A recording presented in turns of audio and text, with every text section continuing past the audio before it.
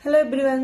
जैसा कि कुछ बच्चे के कमेंट्स आ रहे थे कि मैम एमएससी का सिलेबस बता दीजिए एंड कुछ बुक्स बता दीजिए। तो आज हम इसी पे बात करेंगे। तो जो एमएससी है वो 2 इयर्स प्रोग्राम होता है जिसमें आपके 4 सेमेस्टर होंगे। ठीक है। तो जो एमएससी का जो फर्स्ट ईयर है जिसमें 2 सेमेस्टर होंगे आपके, वो उसका सिलेबस आपका सेम है। उसमें सबका सिलेबस क्या होगा, सेम होगा।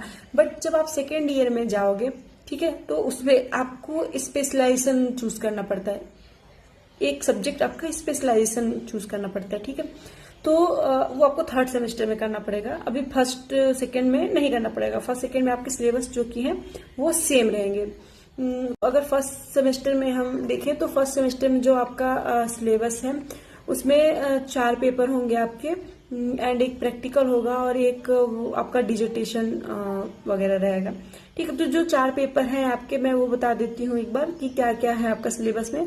तो आपके फर्स्ट सेमेस्टर में जो 4 पेपर होंगे उसमें है non core data, tools and technique, third paper है comparative animal physiology, and fourth paper है बायोलॉजिकल केमिस्ट्री या बायोकेमिस्ट्री। ठीक है। तो ये आपका फर्स्ट सेमेस्टर हो गया। एंड सेकेंड सेमेस्टर के बारे में हम देखें अगर, तो सेकेंड सेमेस्टर में भी आपके 4 पेपर होंगे एंड प्रैक्टिकल एंड वही रिसर्च प्रोजेक्ट एंड डिजर्टेशन। तो अगर सेकेंड सेमेस्टर में हम देखें तो सेकेंड सेमेस्टर का जो आपका सिलेबस है वो है, फर्स्ट पेपर में है कोर डेटा, सेकेंड में है systematic biodiversity and evolution, third paper है आपका genetics and cytogenic genetics and cytogenetic, fourth में है आपका डेवलपमेंटल बायोलॉजी। ठीक है। हम थर्ड सेमेस्टर में देखें तो थर्ड सेमेस्टर में भी आपके 4 पेपर ही होंगे जिसमें आपका biostatic and computational biology and animal behaviour, ये 2 पेपर आपके कंपलसरी हैं।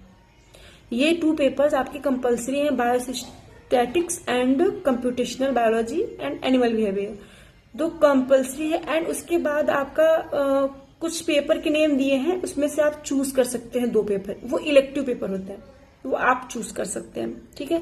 तो चूज करने में आपको कौन कौन सा है, आप ecology, principle of ecology theory choose कर सकते हैं, बायोलॉजी ऑफ पैरासिटिज्म चूज कर सकते हैं, अप्लाइड जूलॉजी कर सकते हैं, epigenetic and chromatin biology theory, structure and function of genes, molecular endocrinology ये चूज कर सकते हैं, and practical research project dissertation तो आपका रहेगा ही। ओके।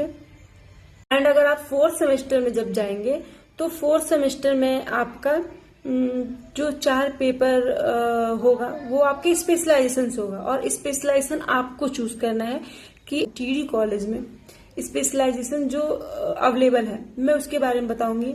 अगर आप किसी और कॉलेज से कर रहे हैं, किसी और यूनिवर्सिटी से कर रहे हैं, तो उसमें आपके सिलेबस में स्पेशलाइजेशन क्या क्या अवेलेबल है वहां पे वो ऐड होगा।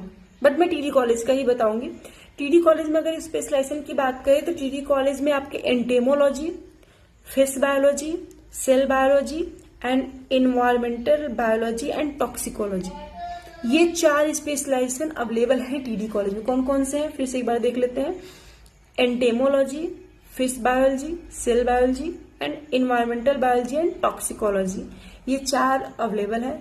मैंने अपना पीजी जो किया है वो मेरा फिश बायोलॉजी पे स्पेशलाइजेशन है, तो आपको जिस पे भी करना है आप कर सकते हैं। तो जो 4th सेमेस्टर में आपके जो पेपर होंगे वो आपके स्पेशलाइजेशन पेपर से ही होंगे। 4 पेपर होंगे बट आपके स्पेशलाइजेशन होंगे, जैसे मैंने फिश बायोलॉजी से किया था। ये क्या होगी। एंड अगर हम बात करें बुक्स की, तो एक बच्चे ने फर्स्ट सेमेस्टर के लिए बुक्स पूछा था हमसे कि मैम कुछ बुक्स बता दीजिए। ज़्यादा बेटर होगा कि आपके पास बीएससी में आपने अगर अच्छे से पढ़ा होगा तो आपने आरएल कोटपाल जी की बुक ली होगी, इनवर्टिब्रेट एंड वर्टिब्रेट, क्योंकि वो बेस्ट बुक है। आप बीएससी के लिए पढ़ो या एमएससी के लिए पढ़ो, इनवर्टिब्रेट वर्टिब्रेट के लिए बेस्ट बुक है आरएल कोटपाल जी की। ठीक है। 2 पार्ट में आता है, आप दोनों पार्ट ले लीजिए। एंड उसके बाद अगर हम एनिमल फिजियोलॉजी की बात करें तो एनिमल फिजियोलॉजी के लिए आप गाइटन एंड हाल की बुक ले सकते हैं, और मुझे उससे ज्यादा अच्छी बुक अगर मैं मुझसे पूछे कोई तो मैं टाटोरा की बुक बताऊंगी। दोनों फॉरेन ऑथर है, बट टाटोरा की बुक और भी अच्छी है। लेकिन आप गाइटन हॉल भी ले सकते हैं, वो भी अच्छी है, ऐसा नहीं कि वो अच्छी नहीं है, अच्छी है। ठीक है। तो ये हो गया आपके एनिमल फिजियोलॉजी के लिए। एंड अगर बात करें हम इसकी जेनेटिक्स, साइटोलॉजी एंड इवोल्यूशन के लिए। तो इन सब चीजों के लिए अगर पीके गुप्ता की आप रस्तोगी पब्लिकेशन की भी एक बुक आती है, मैंने वही पढ़ी थी इसलिए मैं आपको सजेस्ट कर रही हूँ, अच्छी बुक है, तो आप उसे ले सकते हैं। एंड बायोकेमिस्ट्री के लिए अगर आप बुक लेना चाहें तो आप लेनिंजर की ले सकते हैं, क्योंकि मैंने लेनिंजर से ही पढ़ा था, फॉरेन ऑथर। इंडियन ऑथर की भी बुक आप कोई भी ले सकते हैं। मुझे इंडियन ऑथर के बारे में उतना मैंने पढ़ा नहीं था, तो इसलिए मैं सजेस्ट नहीं कर पाऊंगी, ठीक है। एंड अगर हम बात करें, जब आप आगे सेमेस्टर में जाएंगे तो फिर उसके बारे में हम बात करेंगे। फिशरी स्पेशलाइजेशन है, तो अगर आपको चाहिए कि फिश के बारे में भी मैं आपको बताऊं, फिशरी से रिलेटेड कुछ इम्पोर्टेंट चीजें या फिर इम्पोर्टेंट बुक्स वगैरह, या कैसे पढ़ना है, अगर ये जानना है आपको, अगर आप फिश स्पेशलाइजेशन लेना चाहते हैं फिश बायोलॉजी से, तो फिर आप मुझे कमेंट कर सकते हैं, मैं उसके बारे में भी आगे कुछ उसके लिए वीडियो बनाऊंगी।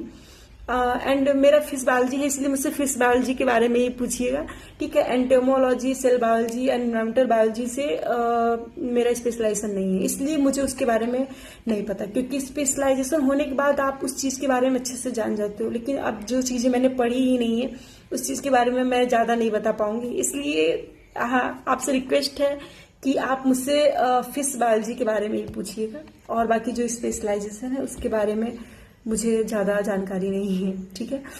एंड और भी कोई क्वेरी हो तो प्लीज कमेंट कर सकते हैं, ठीक है। मैं आपके सारे क्वेश्चंस के आंसर देने की कोशिश करती हूँ। प्लीज मेरे चैनल को लाइक, सब्सक्राइब एंड शेयर कर दीजिए, और भी जो लोग हैं पढ़ने वाले, जो चाहते हैं पढ़ना, उन्हें बता दीजिए, ताकि उन्हें भी कुछ हेल्प मिल जाए, ठीक है।